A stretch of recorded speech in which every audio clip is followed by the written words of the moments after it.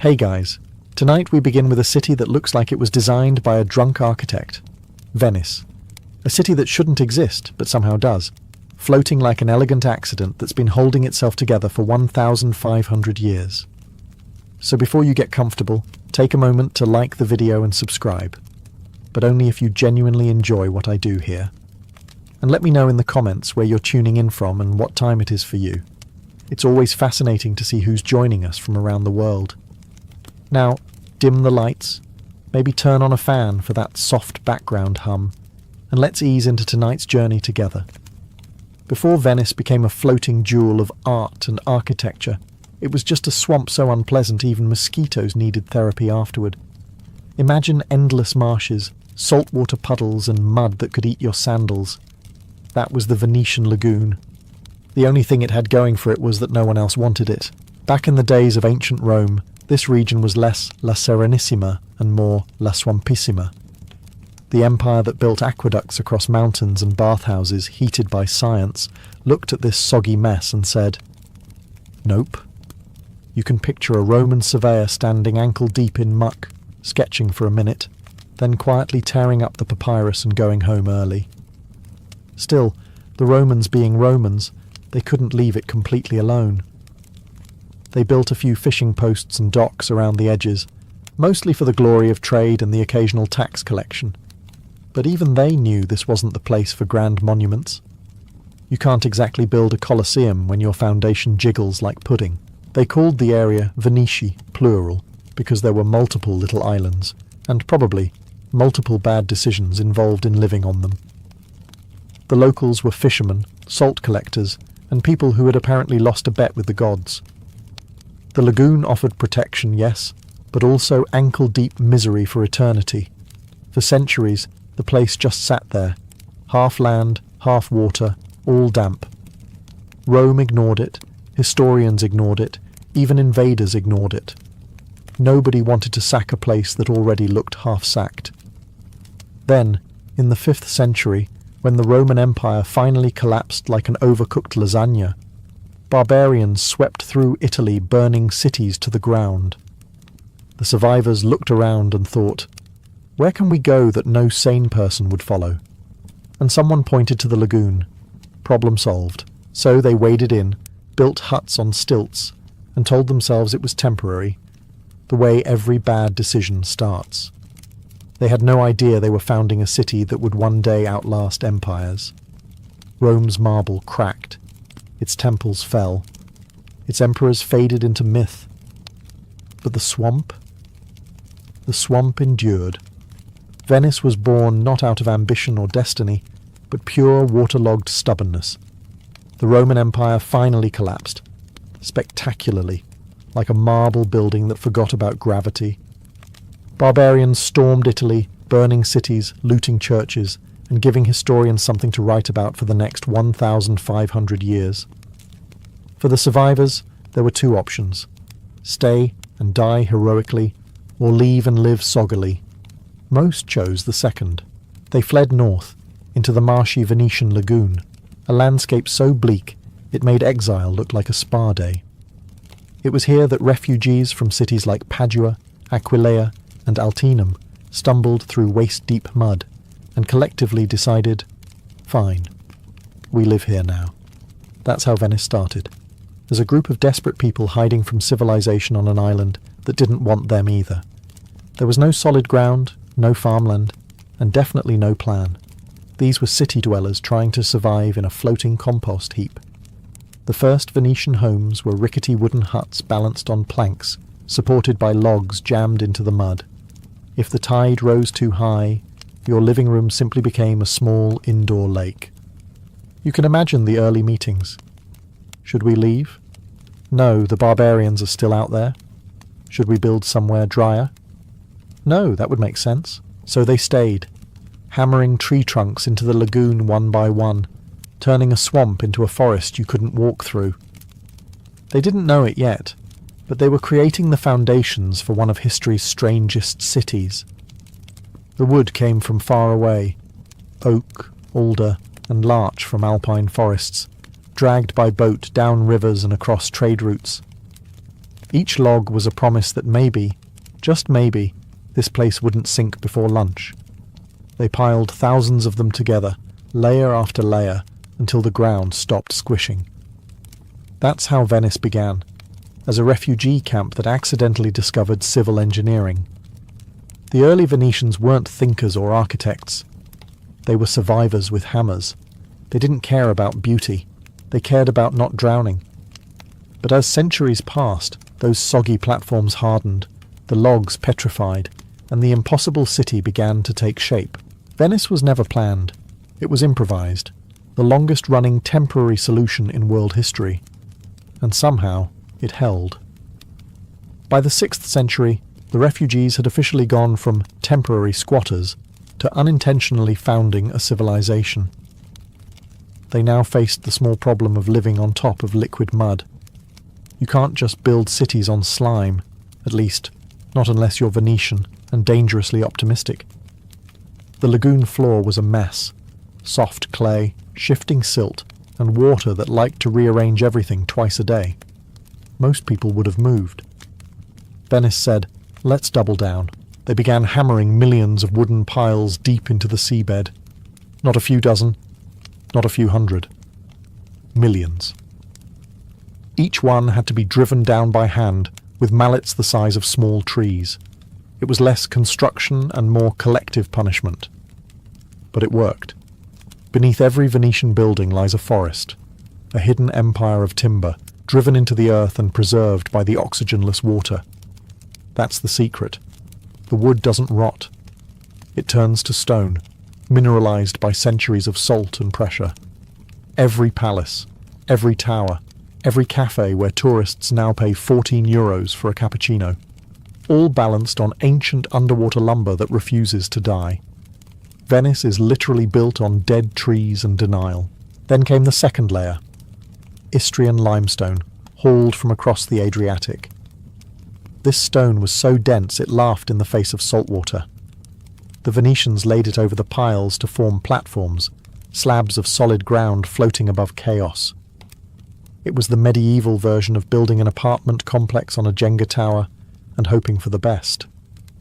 But it worked, again. Against every law of common sense and hydrology, buildings began to rise. Churches, warehouses, and homes stacked themselves over this improbable foundation. The skyline shimmered with possibility and mild insanity. The real miracle wasn't divine, it was logistical.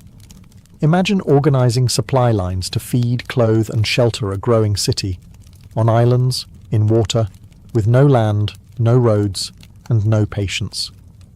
Every nail, every stone, every beam had to arrive by boat. It was urban planning in slow motion. And yet, somehow, Venice didn't sink. It just settled. Gracefully.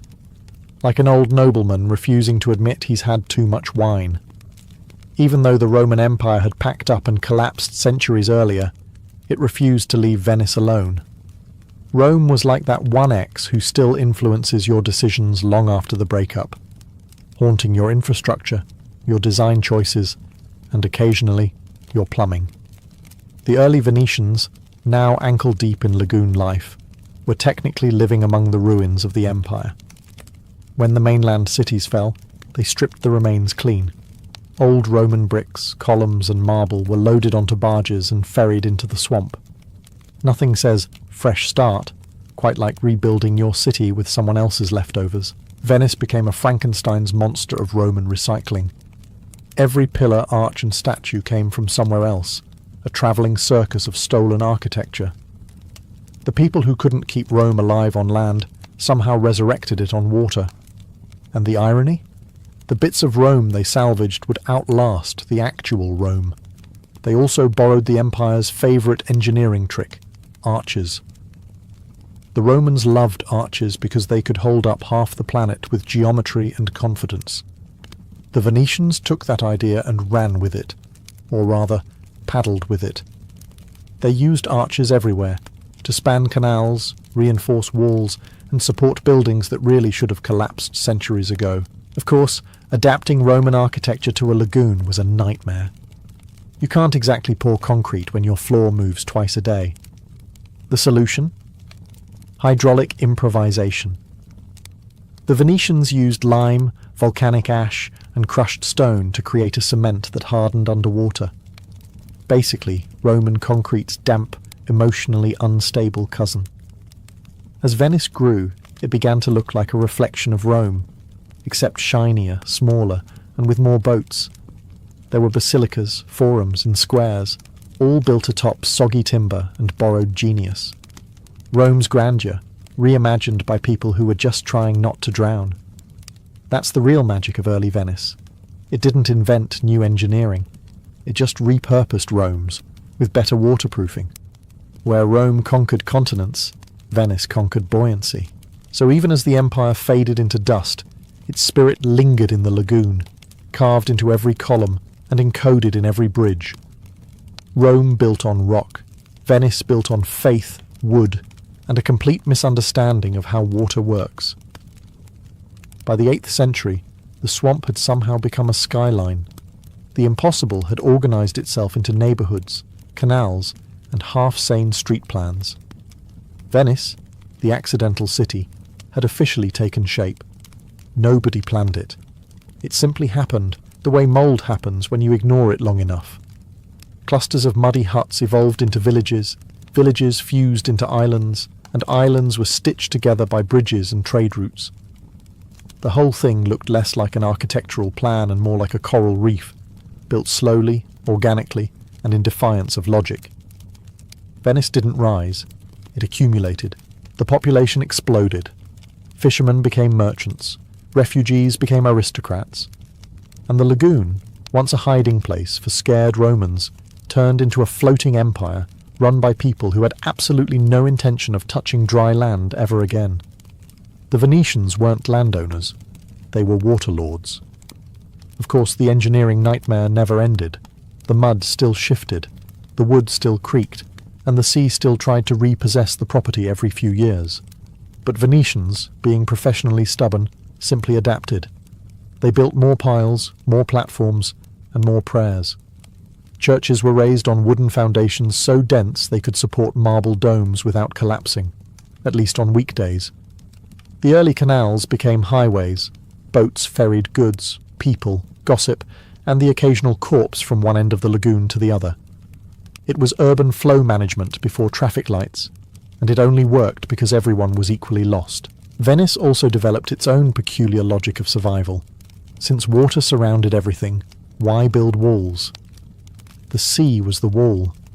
Invaders couldn't reach them without drowning or getting distracted by seafood. The lagoon was both moat and miracle, a natural defence system built entirely out of inconvenience.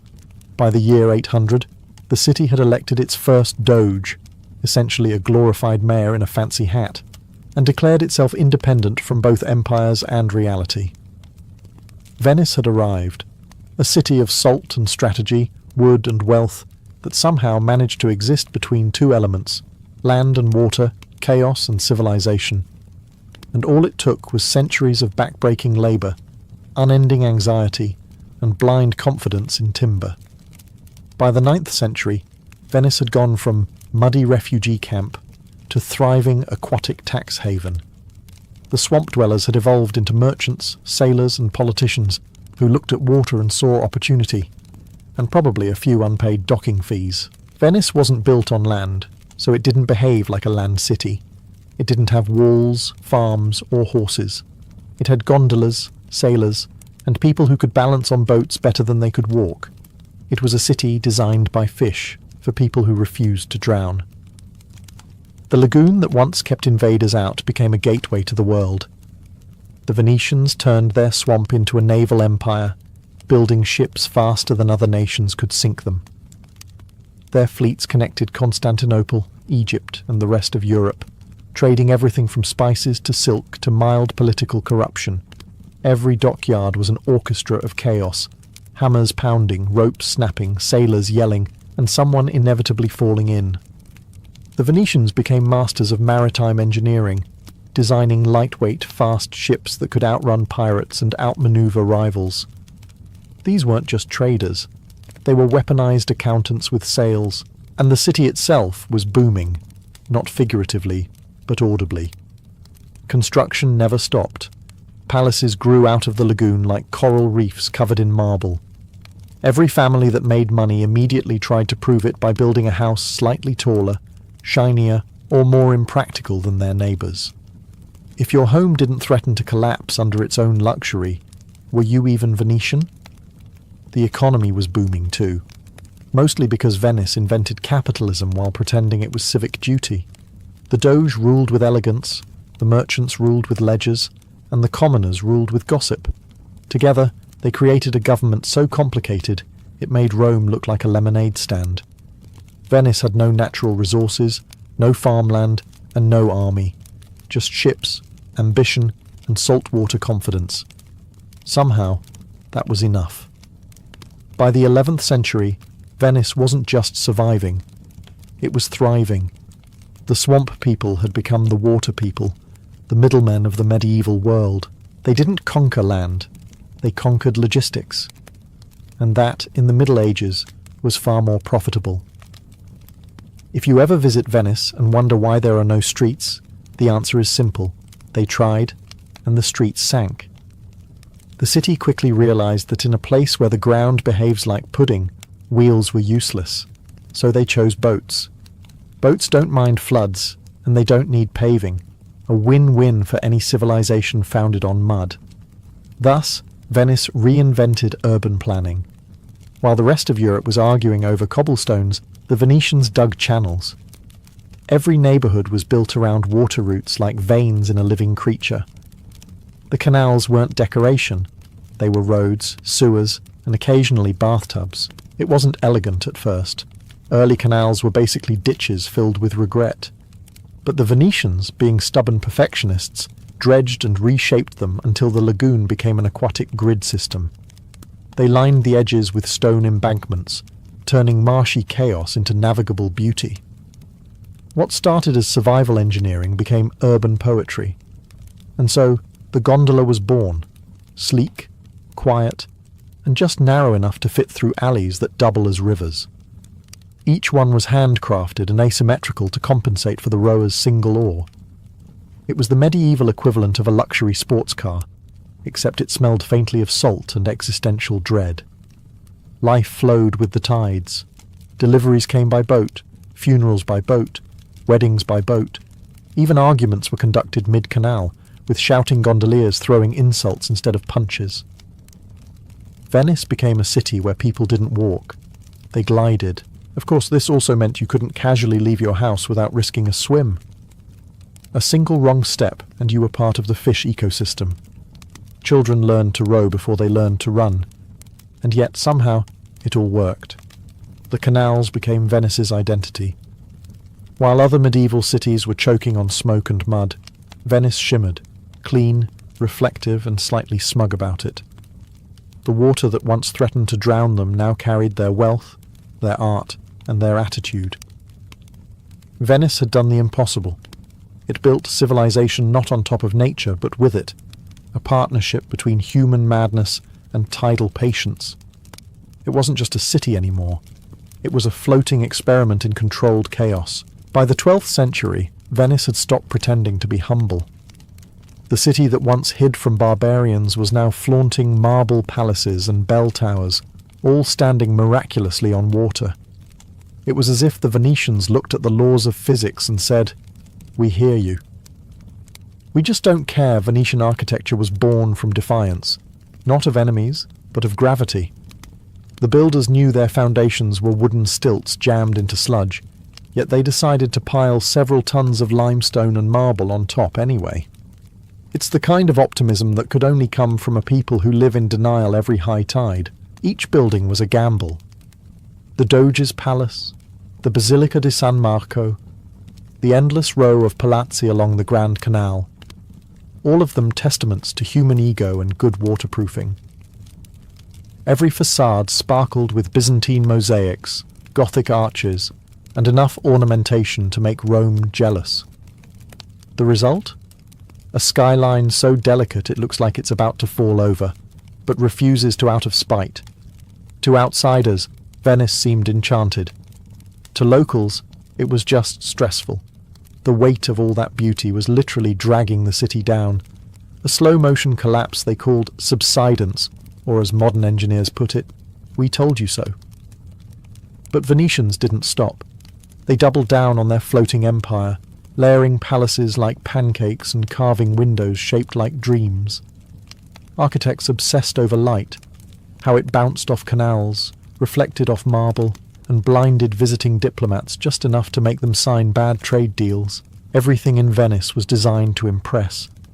Churches that shimmered at dawn, bridges that arched with impossible grace, and squares paved like chessboards for the wealthy to stroll across, pretending they weren't standing on a glorified raft. It wasn't practicality, it was theatre. Venice wasn't built to survive, it was built to perform. Every brick, every statue, every mirrored ripple of water declared the same thing. Yes, this is insane. And yes, it's working. While the rest of Europe built castles on hills, Venice built palaces on water. Because if you're going to risk everything on a swamp, you might as well make it look fabulous. For all its beauty, Venice has always lived in an abusive relationship with the sea. The lagoon giveth, the lagoon taketh away, usually while flooding your living room.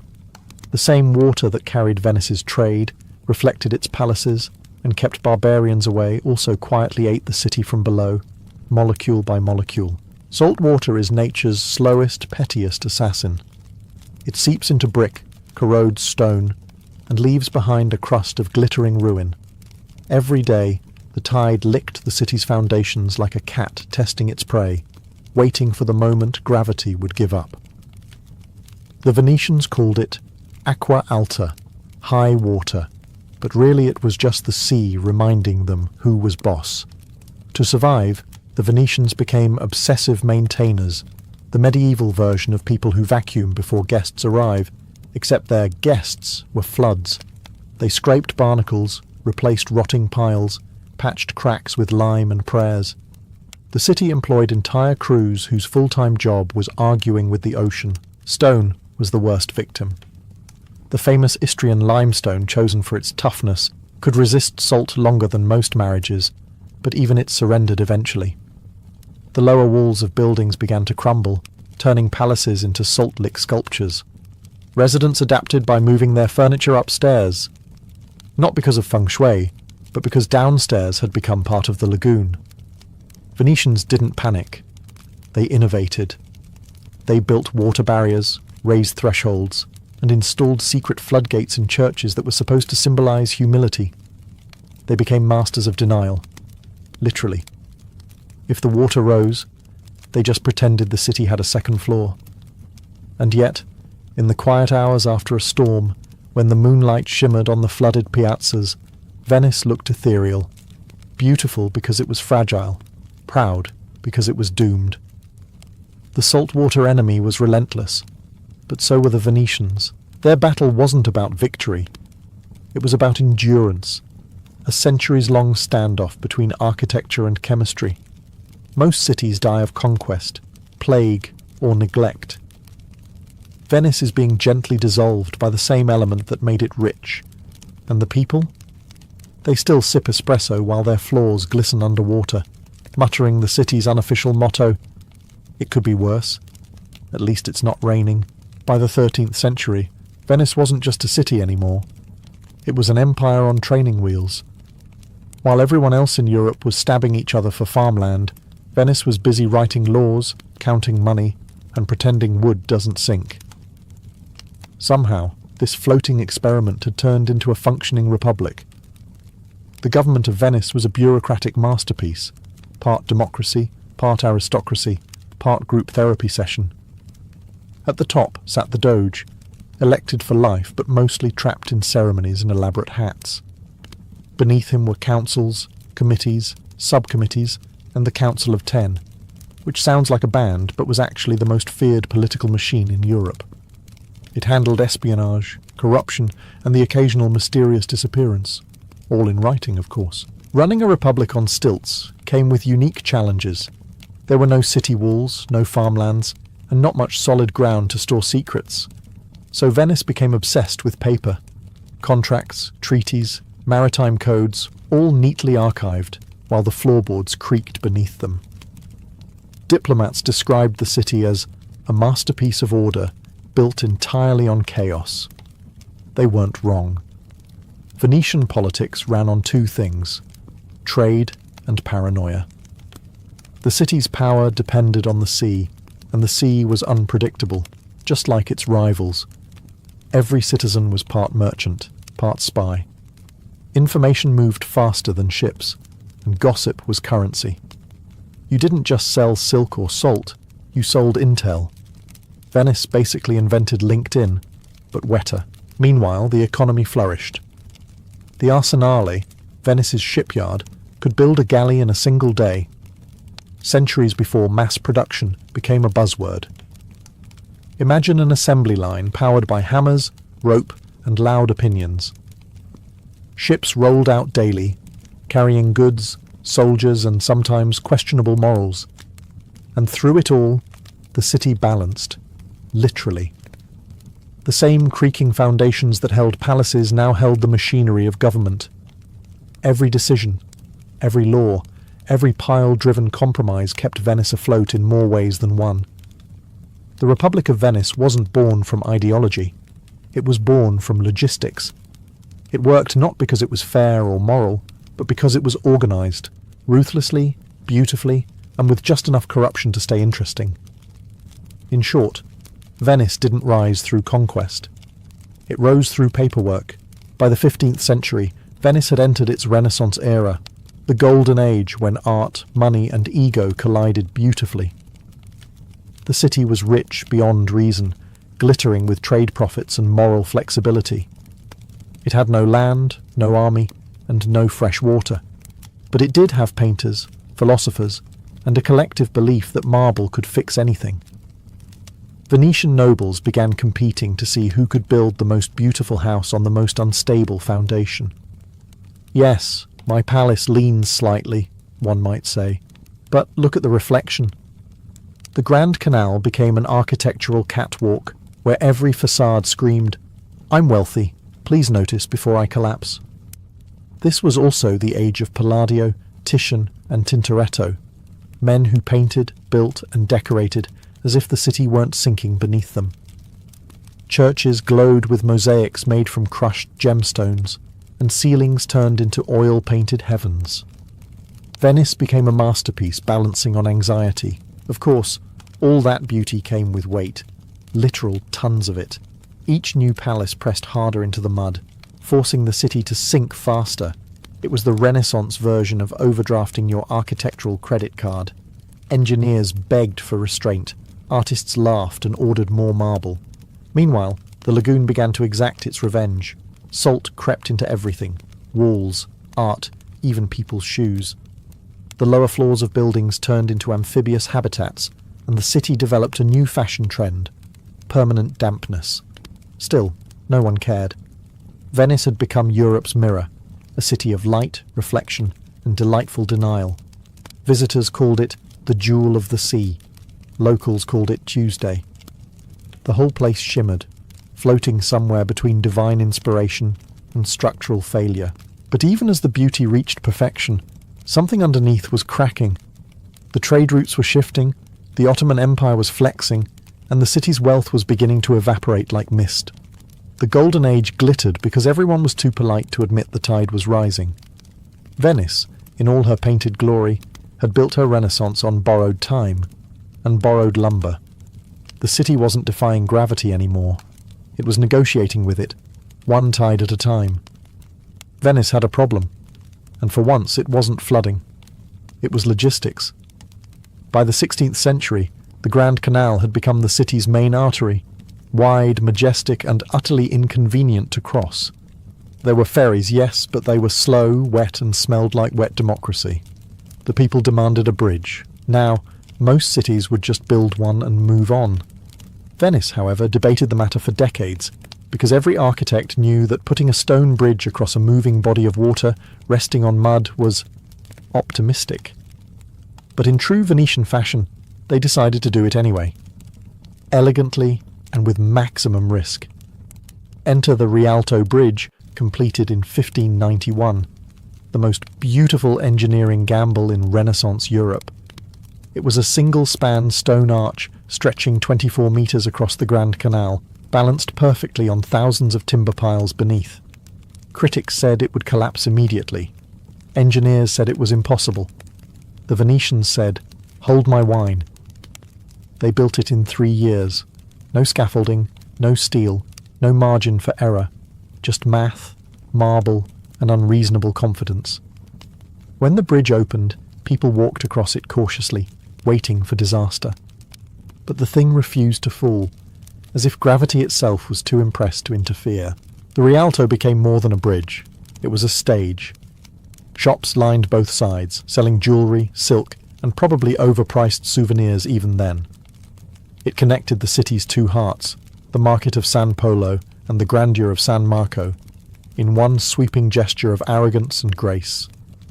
Other cities built bridges to get somewhere. Venice built one to show off. It was the Renaissance equivalent of a flex post. Look at me. I'm standing on physics. And of course, it became an instant icon. Travellers marvelled at its impossible curve. Artists painted it obsessively, and locals used it as an excellent place to overhear gossip. The Rialto Bridge didn't just connect two sides of Venice. It connected centuries of madness into one arch of stone and ego. Even now, when tourists crowd its steps for selfies, they're standing on a 400-year-old reminder that human arrogance occasionally pays off. Usually it sinks, but in Venice it somehow floats. By the late Renaissance, Venice had become the world's most glamorous science experiment. The city wasn't just built near water, it was built with it, on it, and occasionally under it. Every tide, every storm, every full moon was a reminder that living here required equal parts faith and physics. So the Venetians became scientists, not the kind with lab coats, but the kind with damp boots and a deep distrust of gravity. They studied tides, salinity, and sediment flow centuries before anyone coined the word hydrology. They knew exactly how much silt the rivers brought in and how much the sea took out.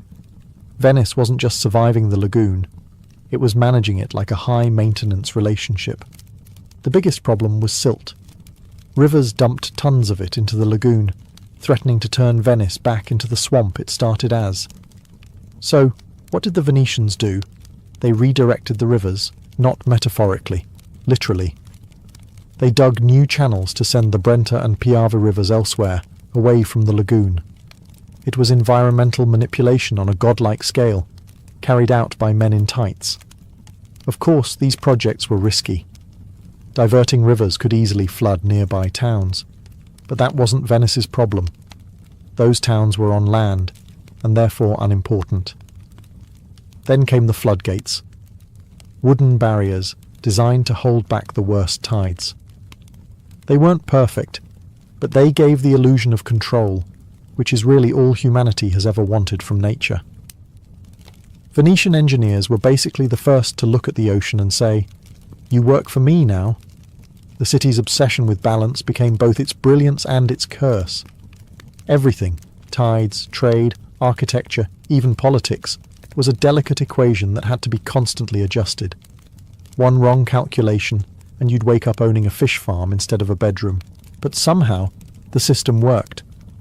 The canals stayed open, the foundations held, and the city continued its improbable float through history. Venice didn't conquer the sea. It negotiated with it, politely, repeatedly, for 600 years. It was less an empire and more a centuries-long maintenance plan, the most beautiful ongoing repair job in the world. By the 16th century, Venice had reached its theatrical peak, rich, radiant, and completely unaware that it was performing its own slow-motion tragedy. The city was a superstar entering its decadent phase, flawless on the surface, crumbling underneath. Trade was declining, empires were shifting, and the lagoon was turning from protector to predator. But denial was Venice's favourite art form. The merchants noticed fewer ships. The engineers noticed more floods. The nobles noticed nothing. They were too busy commissioning portraits of themselves pretending not to care. The truth was simple. Venice was sinking. Not metaphorically, not symbolically. Literally. The wooden piles beneath the city were still strong, but the ground around them wasn't. The clay compressed. The water rose. The city began to settle lower each century, like a nobleman after too much wine. The symptoms were everywhere. Doors that once opened onto the street now opened into the canal. Lower floors became unusable, so Venetians simply moved upstairs and called it renovation. The city quietly adjusted its expectations. Engineers proposed solutions, raising the streets, building higher embankments, praying harder. Each one helped for a decade before the sea shrugged and came back stronger. Nature, it turned out, was not interested in architectural negotiation, but instead of despairing, Venice turned its decay into an aesthetic. Artists painted its soft light, its quiet melancholy, its shimmering reflections of ruin. Writers described it as a city caught between life and memory. In truth, it was caught between tides. Even the tourists, early ones dressed in lace and idealism, loved it more for its fragility. Venice became Europe's favourite dying beauty, tragic, glamorous, and slightly damp. Meanwhile, the Venetians carried on like professionals. The government still met, the gondoliers still argued, and the Doge still waved politely from balconies that were slowly sinking out of view. Venice wasn't collapsing overnight. It was rehearsing collapse indefinitely. A city too proud to die quickly. It was still rich, still beautiful, still ridiculous, just wetter. The engineers took notes, the poets wept, and the sea kept applauding. Because even drowning, Venice knew how to make it look graceful. 5 centuries later, Venice is still standing, or rather, hovering suspiciously close to not standing at all. The same wooden piles driven into mud 1,000 years ago are still there, holding up a Renaissance dream that refuses to admit it's mostly luck.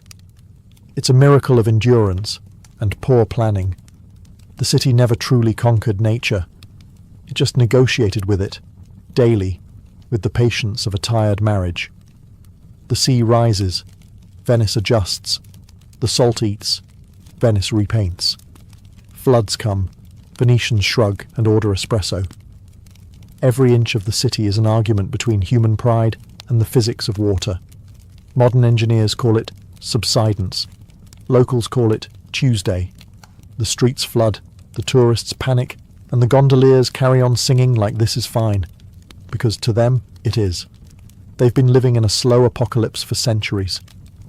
When you've seen entire empires vanish under the waves of history, a little high tide doesn't scare you.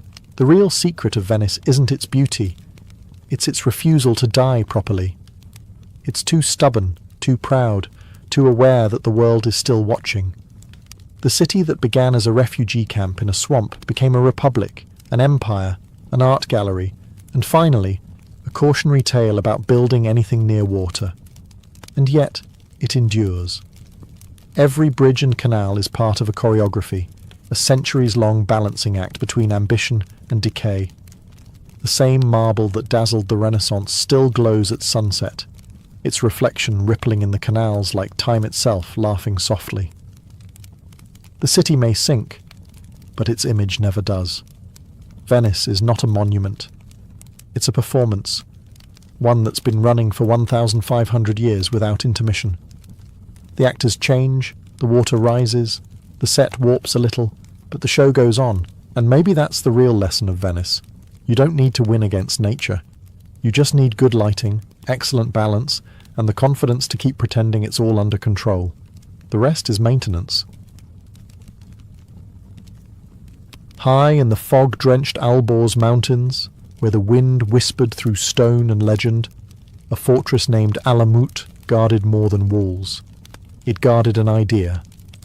To the common folk, it was the eagle's nest, a citadel unreachable and unseen, ruled by men who spoke softly, yet made empires tremble.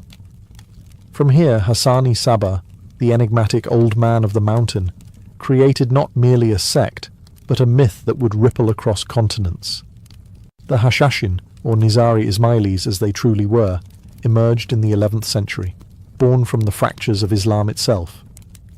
Amidst the political chaos between Sunni Abbasids and Shia Fatimids, Hassan built something radical, a disciplined order bound not by blood, but by purpose. They pledged absolute loyalty to him, to the cause of divine knowledge, and to a dream of spiritual freedom that terrified kings and caliphs alike. Training was rigorous. Recruits lived like monks, studying philosophy, theology, and the art of infiltration. They didn't fight wars of armies, but wars of patience. To them, one blade in the right place could change the balance of nations. To their enemies, they were ghosts in white robes who struck from nowhere, left a message carved in fear, and vanished into mountain mist. But the name Hashashin, from which the modern word assassin descends, was a gift of propaganda. Enemies whispered that Hassan's followers were drugged with hashish before missions, that they saw paradise in hallucination, and thus feared no death. Marco Polo later carried that tale to Europe, claiming to have heard of gardens filled with houris and rivers of wine, where these killers believed they'd awaken after martyrdom. Truth, however, was far more sober, and far more frightening, for the real power of the Hashashin lay not in intoxication but in intellect. They infiltrated courts, brokered information, and turned assassination into strategy. When a caliph, crusader, or vizier woke to find a dagger planted beside his pillow, it was a warning, not a death sentence. "We could have killed you," the message said. "Next time, we will." From those mountain citadels, a network of fear and fascination spread. And though centuries would bury them, their name, half myth, half memory, would survive every empire that tried to erase it. Before the legend of daggers and gardens, there was a man, a scholar, strategist, and zealot, named Hassan-i-Sabah. Born in Qom, Persia, around 1050, Hassan grew up in a world of scholars and theologians, where faith and politics danced in constant tension. He was a prodigy, intelligent, austere, and utterly convinced that truth could be found only through reason guided by faith. He studied under the Fatimids in Cairo, absorbing the doctrines of the Ismaili sect. Yet even among fanatics, Hassan was exceptional. His brilliance earned him both respect and exile.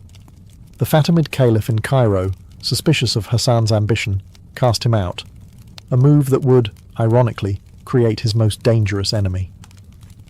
Hassan fled east, moving like a phantom through Persia until he found his sanctuary, the fortress of Alamut, perched like a falcon's perch above the world. Through wit, persuasion, and possibly a touch of manipulation, he seized control of it in 1090 without spilling a drop of blood. The legend says he infiltrated the fortress disguised as a teacher, converting the garrison one man at a time until the castle itself bowed to him. Once inside, Hassan transformed Alamut into more than a fortress. It became a university, a monastery, and an intelligence hub all in one. Every disciple was carefully chosen and tested.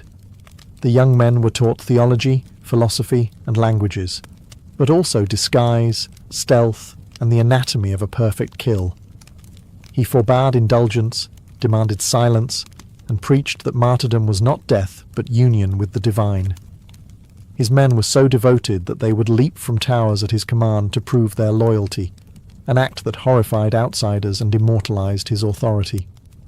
Hassan's leadership was not one of fear, but faith, weaponized.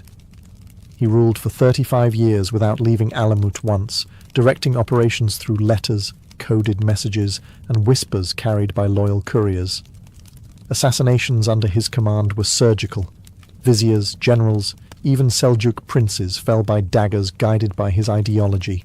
To his enemies, Hassan was a madman cloaked in sanctity. To his followers, he was the proof that divine truth could be achieved through absolute discipline. In the shadowed chambers of Alamut, he became both prophet and puppeteer, the mind behind the myth that would one day terrify the entire medieval world. Inside the stone walls of Alamut, discipline was scripture. Hassan-i-Sabah's creed demanded more than faith. It required surrender of the self. The men who came to serve him were stripped of family ties, wealth, and identity. They emerged as feeders, those who sacrifice. To them, death was not punishment, but fulfillment. Hassan's genius lay in transforming belief into obedience so complete that even empires feared to whisper his name. Each initiate's training began not with weapons, but with silence. They learned to fast, to watch, to wait. They memorized texts from the Quran and from Ismaili philosophy until thought itself became a weapon. Only when their minds were sharpened were they taught the blade. Every motion was ritual, the drawing of the dagger, the strike, the retreat. Failure was not permitted. Those who hesitated never returned from their missions, and those who succeeded became living shadows. It wasn't brute strength that made the Hashashin dangerous. It was precision. Unlike the wild raids of crusaders or the massed armies of sultans, their strikes were personal, surgical, and theatrical. They did not kill for pleasure or loot. They killed to deliver messages.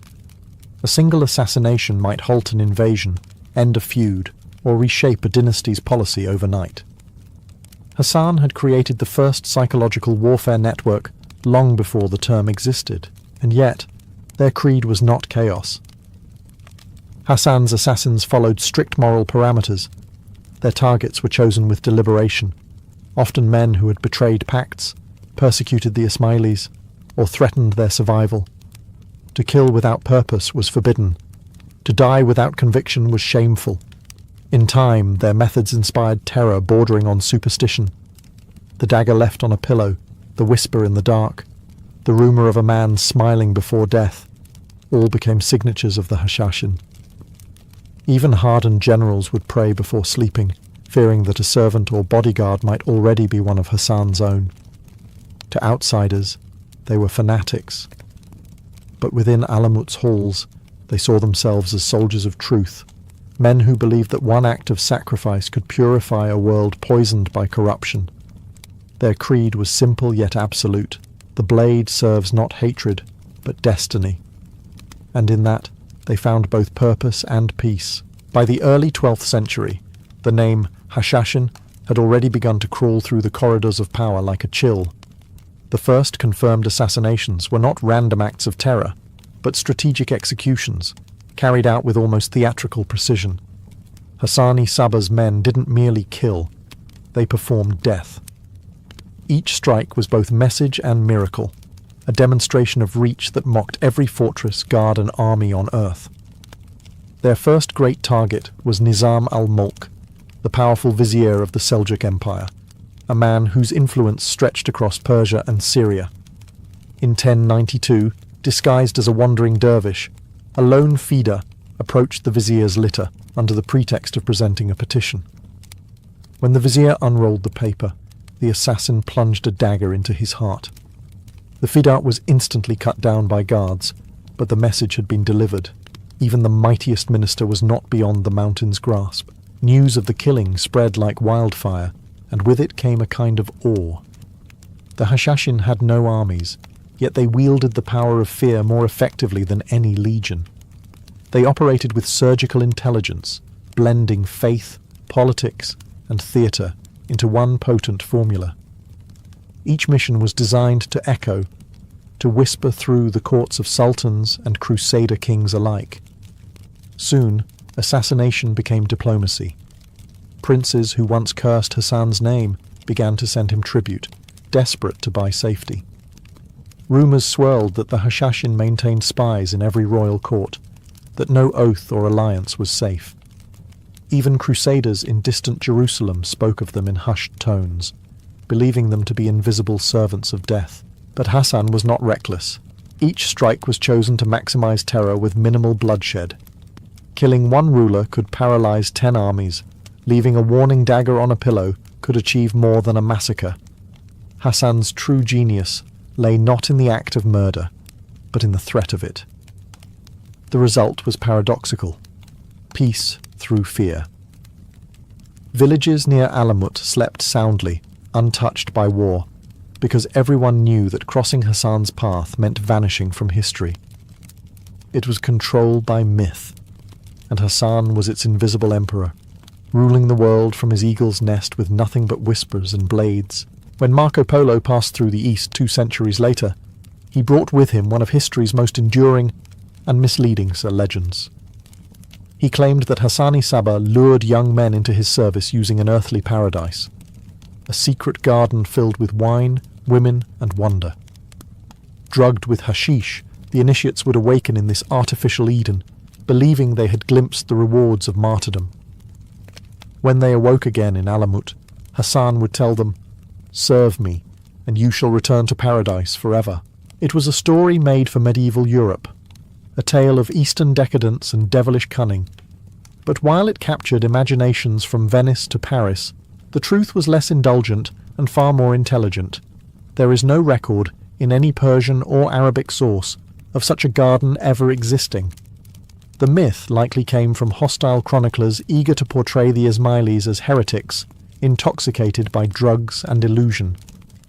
To the Sunni orthodoxy, calling them hashish users, hashashin, was a way to strip them of legitimacy, to turn a disciplined religious order into a pack of fanatics. Yet, as with all effective propaganda, there was a seed of psychological brilliance buried in the tale. Hassan did not need narcotics to inspire devotion. He had created his own paradise through belief. His fortress at Alamut was designed to simulate perfection. Fertile terraces, clear streams, libraries filled with books, halls that echoed with debate instead of drunkenness. In a sense, Hassan had indeed built Eden, not of sensual pleasure, but of intellectual and spiritual transcendence. Still, the myth of the hashish garden stuck, for it explained what outsiders could not comprehend. How men could walk unflinchingly into death with calm smiles and steady hands. To crusaders and chroniclers, it was easier to believe in drugged obedience than in spiritual conviction. And so, the name assassins, born from slander, would become their immortal brand. Hassan never corrected the rumour. He didn't need to. Let kings believe his men were demons. Let chroniclers think they were dreamers, high on paradise smoke. The more unbelievable the story, the greater its power. In that silence, the old man of the mountain understood the first rule of myth-making. The lie that terrifies is worth more than the truth that reassures. When the Crusaders stormed into the Holy Land in the late 11th century, they came expecting clear lines of loyalty, Christians on one side, Muslims on the other. What they found instead was a landscape of fractured allegiances, shifting alliances, and one mysterious faction that seemed to serve no one but themselves, the Hashashin. Neither holy friend nor foe, they were a paradox wrapped in shadow. At first the Crusaders dismissed them as mountain bandits, until bodies began to appear, bodies of men too powerful to fall so easily. The most infamous case was Conrad of Montferrat, king-elect of Jerusalem, murdered in 1192. 2 assassins, disguised as monks, approached him as he walked through the narrow streets of Tyre. They greeted him respectfully, then drew daggers from beneath their robes and stabbed him before being cut down.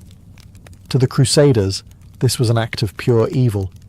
To the Hashashin, it was business. The Templars and Hospitallers soon learned that the assassins could be both ally and enemy, depending on who paid the tribute.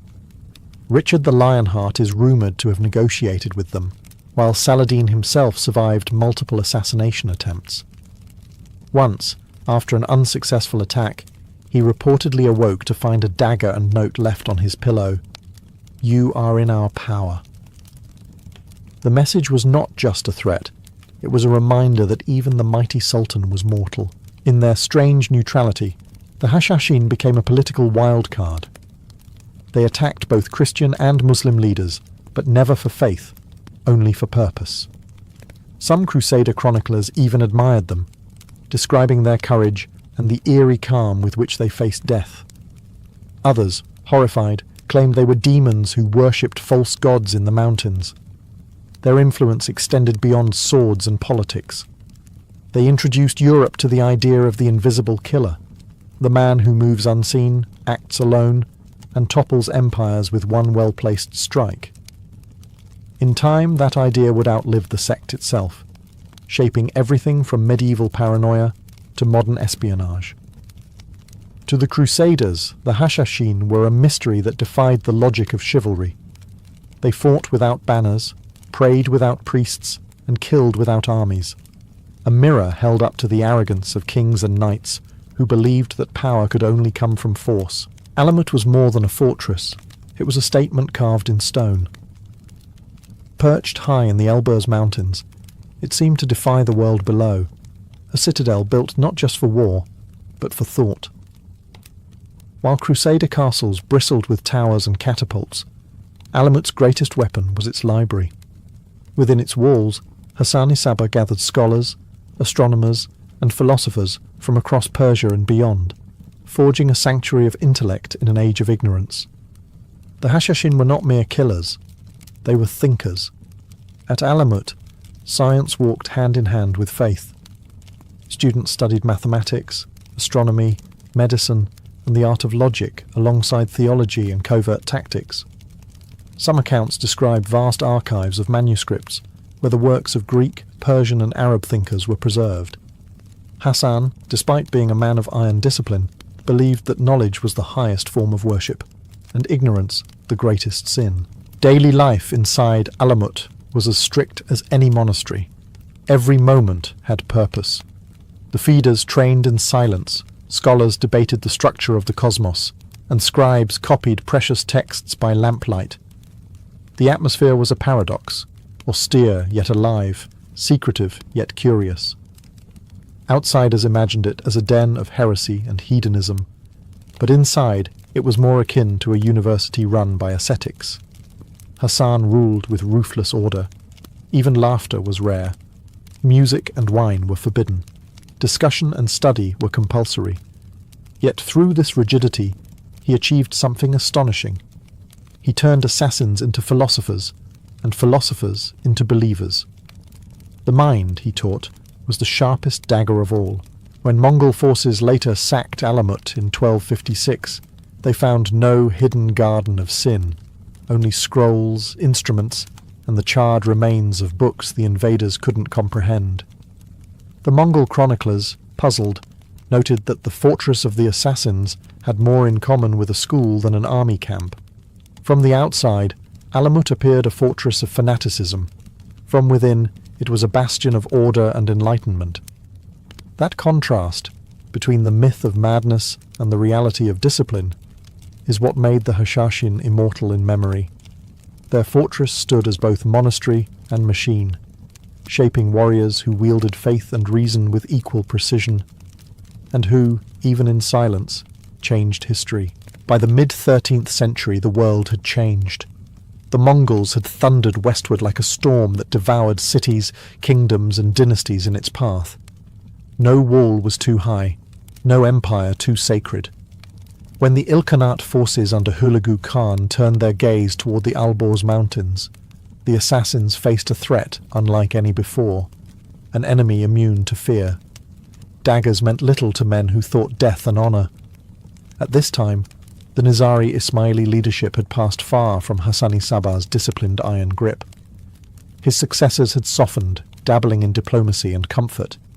Yet even weakened, the Hashashin were still a symbol of dread. Hulagu could not allow such a symbol to exist in his empire. In 1256, he began his campaign to eradicate them, fortress by fortress, mountain by mountain. The siege of Alamut was swift and merciless. Despite its legend, the stronghold could not withstand Mongol engineering and overwhelming numbers. Contemporary chroniclers described the sky darkening with arrows, the air filled with smoke and screams. After days of siege, the last Imam of Alamut, Rukn al-Din Khursha, surrendered. In an act that symbolized the death of an idea, the Mongols burned the fortress to ash, its libraries thrown into the valley below. Books on philosophy, science, and astronomy, centuries of thought, vanished in a single inferno. Some say Hulagu ordered the destruction as vengeance for an earlier assassination attempt on his kin. Others believe it was practical. He sought to erase the psychological terror the Hashashin had long cultivated. Either way, the eagle's nest was gone, and with it, the Order's earthly power. But the legend would not die. Survivors scattered through Persia and Syria vanishing into small cells, adapting like ghosts. Some integrated with local Ismaili communities. Others continued as silent agents, preserving fragments of knowledge and ritual. The Mongols could raise fortresses but not myths, and the myth of the assassins was far more durable than any stone wall. As centuries passed, storytellers would remember them not as scholars or seekers, but as fanatics and killers who vanished with a curse on their lips. Yet beneath that distortion, the truth flickered like an ember, a brotherhood of faith, intellect and precision, consumed by fire but never forgotten. When Alamut's towers crumbled, one might have expected the name of the Hashashin to fade into dust with them. Yet, paradoxically, their destruction only amplified their legend. Crusaders returned to Europe whispering tales of an invisible order of killers who answered to no king, wielded faith as a weapon, and laughed in the face of death. In time, the story grew beyond fact, mutating into myth, and myth, as ever, proved indestructible. By the Renaissance, the assassins had become a cautionary tale for rulers. Machiavelli referenced them obliquely when discussing power through fear. Chroniclers, poets, and travellers reshaped the story to suit their own moral landscapes, some depicting them as satanic heretics, others as models of unflinching loyalty. The East knew them as philosophers turned warriors. The West saw them as drugged fanatics in a mountain cult. Both were wrong, and both were partly right. Even centuries later, the word assassin still carried the chill of the mountains. It entered every European tongue. Italian assassino, French assassin, English assassin. Its roots buried deep in misunderstanding. Yet from that misunderstanding bloomed fascination. Painters, playwrights, and eventually novelists found in them a symbol of rebellion against tyranny, of the individual's power to strike at the untouchable. In the modern era, the myth took on new life. From romantic Orientalism to modern fiction and film, the assassins were reborn as freedom fighters, visionaries, and even proto-revolutionaries. The video games and novels of the 21st century turned their creed into a philosophy of liberation. Nothing is true, everything is permitted. A phrase that, while apocryphal, perfectly captured how the world imagined them. Skeptical of authority, loyal only to an idea greater than kings. But beyond the legends and pop culture, something essential remains. The Hashashin represented more than daggers in the dark. They embodied the tension between intellect and fanaticism, knowledge and obedience, secrecy and revelation. Their story is not just about murder, but about meaning, how belief, when refined to its sharpest edge, can become both a weapon and a mirror. Today, the name assassin no longer belongs to Hassan's mountain disciples, but to the myth they left behind. A warning that ideas, once loosed into the world, cannot be conquered, not by fire, not by empire, and not even by time itself. The Silk Road began not with silk, but with hunger. Before jade, gold, and spices filled the caravans, the traders had to fill themselves. From China's ancient Chang'an to the bazaars of Persia, food was the first universal language, the one that kept merchants alive across deserts and mountains. Every grain of flour, every fig, every sip of water mattered more than any gem in a saddlebag. In the vast deserts of Central Asia, bread was both symbol and survival. It came in endless shapes.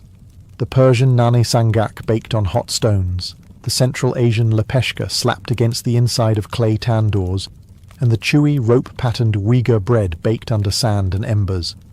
Each loaf carried the mark of its region, and when traders met at dusty way stations, they shared bread before names. To break bread on the Silk Road was not just to eat, it was to declare peace, if only for a night. Dates and dried fruit followed the caravans like loyal companions. Their sweetness outlasted any journey. Camel drivers from Arabia packed figs and raisins wrapped in linen. Persian merchants carried pistachios and almonds, and Chinese envoys brought preserved apricots from the orchards of Turpan. In a world without refrigeration, nature's candy kept men alive and civilized. Around campfires, those simple ingredients were mixed into stews: lentils with goat, barley with onions, a pinch of salt traded for a jewel's worth. Water, however, was the real treasure. It was often flavoured with whatever was available: mint leaves, saffron, or a slice of lemon if fortune smiled. Tea, when available, was a ceremony in itself. The Chinese brewed it green and pure. The Persians perfumed it with rose. The nomads mixed it with yak butter and salt, turning it into liquid energy. As the sun fell over the dunes, the air filled with the scent of meat roasting on open flames. Mutton skewers sizzling beside pots of Persian stew or Mongolian soup thickened with barley. Merchants would sit cross-legged, sharing from one pot, arguing over trade routes and poetry. The Silk Road was never just a highway of goods. It was a table set across continents. Every meal, every shared crust, turned strangers into temporary kin. And long before empires traded ideas or religion, they traded flavour. If bread was the Silk Road's heartbeat, spices were its perfume, invisible yet unforgettable. Their aroma travelled farther than any caravan could. Long before merchants traded silk by the bale, they traded flavour by the handful. A single sack of cinnamon or pepper could buy a horse. A pouch of saffron was treated like treasure. On this road of dust and wind, spices were wealth that could fit in your palm. The journey began in India, where cardamom, turmeric, and black pepper were harvested under a burning sun. These spices travelled north with Persian traders and west with Arab merchants, eventually flavouring stews in Byzantium and soups in Xi'an. The Persians, masters of fragrance, blended saffron, cumin, and dried rose petals into rice dishes like pilaf, transforming humble grains into royal feasts. To them, scent and flavour were acts of worship, a prayer expressed through the nose and tongue. In China, spice was less about heat and more about harmony. Ginger, star anise, and cinnamon bark weren't meant to burn the palate, but to balance it. The Chinese philosophy of yin and yang extended into their food. Sweet balanced bitter, spice balanced salt. When Persian merchants arrived with sacks of pepper and Arab coffee beans, the Chinese responded with their own exotic gift: tea. What followed was the world's first exchange of taste and temperament. Caravanserais, those desert inns that dotted the Silk Road, became the crossroads of cuisines. Travellers from India might share lentil stew rich with turmeric next to a Mongol roasting lamb over an open flame, while a Persian trader ground cloves into wine. The air inside was thick with smoke, laughter, and the layered scent of distant lands. Spices didn't just change meals, they changed economies and empires. They made kings crave trade routes and sent explorers sailing into the unknown centuries later. But for the travellers of the Silk Road, they were something simpler: comfort. A pinch of cumin could make the cold mountains of Pamir feel a little closer to home. Every dish, every grain of salt and drop of oil told a story that no map could capture. On the Silk Road, spices didn't just flavour food, they flavoured civilization itself. Imagine the sun setting over a caravanserai, that roadside fortress where merchants, monks and mercenaries met under one roof. The air hums with languages: Persian, Arabic, Turkic, Greek and Chinese, all tangled together like smoke. Outside, camels groan and settle in the dust. Inside, fires flicker beneath iron pots. The Silk Road may have been a highway of commerce, but its true heart beat around these campfire feasts. Food was the one currency that everyone respected. A bowl of stew shared between strangers could erase borders. Persian cooks often led the kitchen, their craft admired from Samarkand to Aleppo.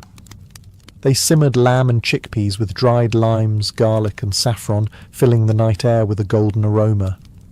Nomads contributed what they knew best: meat grilled on skewers, flavoured with only salt and smoke. Meanwhile, Chinese traders unwrapped dumplings, small doughy miracles stuffed with minced pork or vegetables, and steamed them in bamboo baskets balanced over coals. Each feast became a fusion of geography, A Greek merchant poured his dark wine into a shared cup. An Arab scholar ground coffee beans roasted over sand. A Mongol horseman, still in his riding boots, dipped flatbread into Persian abgusht stew and nodded in approval. None of them spoke the same language, yet everyone understood that silence during a meal meant respect. For travellers on the Silk Road, hospitality wasn't optional, it was survival. Refusing to feed a stranger was seen as both shameful and dangerous. Stories tell of caravans that rescued starving wanderers, only to discover, days later, that those same strangers were wealthy traders who repaid generosity tenfold. To share food was to share fortune, and amid the laughter and crackling fires, ideas began to travel. Recipes turned into routes of their own. Someone would taste a new spice and ask, "Where does this grow?" And that question alone could chart an empire's next expedition. As the fires dimmed and the stars returned, the last cups of tea were poured, sweetened with honey and dust. The travellers would rest shoulder to shoulder, full not only of food, but of stories. On the Silk Road, a meal wasn't an intermission between journeys. It was the journey. Long before spaghetti twirled its way into Italy, noodles were already winding through the mountains of Central Asia. On the Silk Road, flour was as valuable as silver, a soft white treasure that could become anything: bread, dumplings, noodles, or pancakes. Every civilization along the route took wheat and shaped it into something uniquely their own, until the road itself became a tapestry of dough. In China's Tang dynasty, noodle making was a celebrated art. Chefs would stretch dough into silk-thin strands, flicking them through the air with a rhythm that hypnotized onlookers. These noodles, boiled in clear broth with onions, ginger, and sometimes a sliver of lamb, were a warm comfort after days on the trail. As travellers carried this simple idea westward, it morphed. In the oases of Central Asia, the Uyghurs turned noodles into lagman, thicker and hand-pulled, bathed in chili oil and lamb sauce. Farther west, Persians rolled dough into ribbons that would one day inspire the Italians' pasta fresca. Dumplings were the real miracle of portability, a meal wrapped inside its own protection. Chinese traders brought jiaozi and baozi. Turkic and Persian cooks reimagined them as manti, steamed, stuffed with spiced meat, and drizzled with yogurt and garlic. Each culture added its own accent, but the concept was the same: a self-contained world of flavour that could survive the cold, the dust, and the endless road. Flour became the great unifier, the ingredient that ignored borders. Even the Mongols, whose diet leaned heavily toward meat and milk, learned to cherish dumplings as their empire expanded into China and Persia. Soldiers could boil them in helmets or cook them on flat stones beside the fire. Efficiency and taste in one bite. At caravan stops, the smell of boiling dough mixed with that of roasting lamb and tea leaves. It wasn't just sustenance, it was civilization condensed into a bowl. Every dumpling, every noodle strand carried a lineage of hands that had kneaded, folded, and stretched it across thousands of miles. If silk was the thread that connected east and west, then dough was the glue that held their hearts together. On the Silk Road, a single bite of warm bread or soft noodle was proof that even in a world divided by mountains and empires, hunger spoke one universal language. If the Silk Road had a signature aroma, it would be the slow-simmered perfume of Persian stew, saffron, lamb, and dried lime rising together like a hymn. For weary travellers, these stews were the taste of civilization in a world of sand and stone. Wherever a Persian cook set up a pot, the desert briefly became a dining hall. Persian cuisine had always been about balance: sweet meeting sour, spice meeting restraint. Dishes like koreşte fesincan, made from pomegranate molasses and ground walnuts, dazzled anyone lucky enough to taste it. It was thick, tangy, and jewel-coloured, often served with rice perfumed by saffron threads worth their weight in gold. Other favourites included abgusht, a hearty stew of lamb, chickpeas and onions, boiled in clay pots that could be sealed for travel. Caravanners loved it because it aged well. The longer it simmered, the richer it became. Every bowl of Persian stew was a story. The ingredients told of trade: cinnamon from India, raisins from Bukhara, almonds from Samarkand, and honey from the oases of Kashgar. Even the humble lentil carried a history. First cultivated in Mesopotamia, it had crossed mountains and languages to end up in nearly every pot along the Silk Road. Persian merchants were also diplomats of flavour. Their food united travellers who might otherwise have drawn swords. The ritual was simple: bread torn by hand, dipped into the communal pot, and shared in silence. No one was left hungry, for to deny another food was to offend God. Hospitality was law, and a good cook could earn safe passage where soldiers could not. The Mongols, notorious for their rough diets of milk and mutton, adopted Persian stews after conquering the region.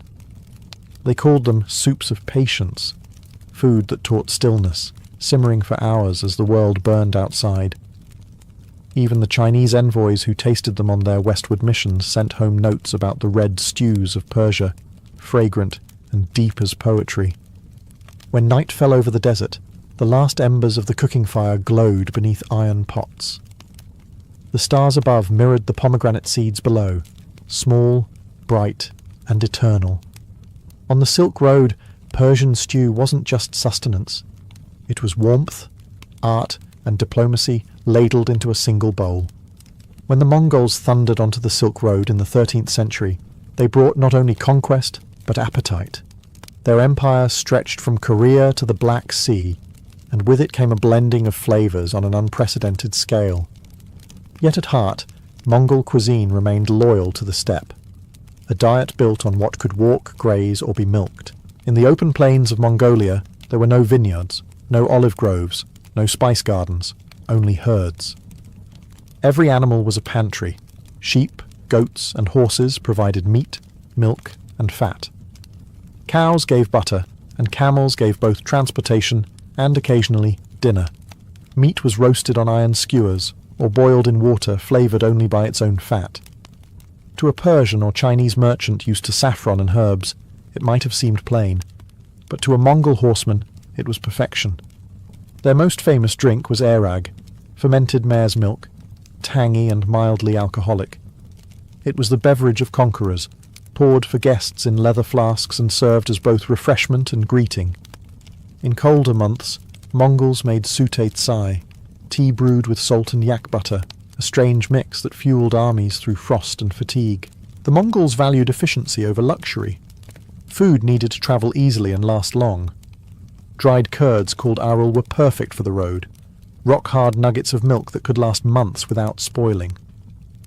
Dried meat was another staple, thinly sliced, sun-cured, and ready to be boiled back into soup when needed. Theirs was a cuisine born of movement, and it marched as far as their empire did. But conquest changed the Mongol palate. As they absorbed Persia and China, they tasted refinement: stews thickened with flour, rice cooked with raisins and almonds, and breads soft as clouds. In their courts, cooks from every corner of the empire experimented together, creating what might be the first global menu. The Mongol table became a mirror of empire, simple at its roots yet vast in influence. It carried the fire of the steppes into the palaces of Baghdad and the tea-houses of Beijing, and when their empire finally fractured, the flavours they'd gathered refused to die. They lingered, stubborn as smoke on wool across the Silk Road for centuries to come. After days of heat and silence, the first sight of an oasis was enough to make a traveller weep. Palms shimmered in the distance like green flames, and the scent of water reached before the sound. For merchants trudging through the Taklamakan or the Syrian desert, these pockets of paradise were more than resting points. They were living kitchens where the Silk Road's flavours were born anew. Each oasis had its own character, defined by what grew there. In Kashgar, apricots the colour of sunset were dried into sheets of sweetness that could survive 1,000 miles of travel. In Bukhara, grapes became golden raisins that perfumed stews. In Samarkand, melons grew so fragrant that Chinese poets wrote verses about them. Even the humble date, carried from Arabia to the far edges of China, was a jewel of energy wrapped in sugar and legend. These oases were melting pots long before the phrase existed. Persian caravanners met Chinese spice traders, Indian monks, and Arab scholars. Around wells and shade trees, meals unfolded like ceremonies. Flatbread baked on clay walls was torn and dipped into bowls of lentils and yogurt. Sheep roasted slowly over open coals, their fat dripping into the sand, sending smoke into the night sky. Pots of sweet tea bubbled beside them, spiced with cardamom and poured into tiny cups with the reverence of prayer. Hospitality was sacred. Travellers could arrive penniless and still leave with full stomachs. To feed a stranger was to honour God. To deny food in the desert was to commit spiritual treason. And so, around every oasis fire, religion and language faded, replaced by laughter, bargaining, and the crunch of bread between teeth. Women of the oases often guarded culinary secrets. They mixed dates with sesame paste, rolled them in crushed nuts, and offered them to guests as tokens of peace. Some fermented camel milk into yogurt, others turned grains into porridge flavoured with honey and rosewater. When dawn returned, the caravans would rise again, bellies full and hearts lighter. The oasis faded behind them like a dream, a brief reminder that even in the harshest land... Dear friends, if this story brought you even a little peace tonight, just imagine how many more relaxing bedtime stories are waiting for you on this channel. So, please like this video, share it with someone who also loves calm stories, and don't forget to subscribe to join our family. Make sure to turn on the notification bell so you'll be the first to know whenever a new story is uploaded. And now, YouTube has introduced something new. It's called Hype. By giving our channel a little hype, you can help us reach so many more people who need rest and relaxation. Your support truly means the world. Finally, let us know in the comments how tonight's story felt for you. Every single word of feedback inspires us to create more magical bedtime journeys. Sweet dreams, and see you again in the next story.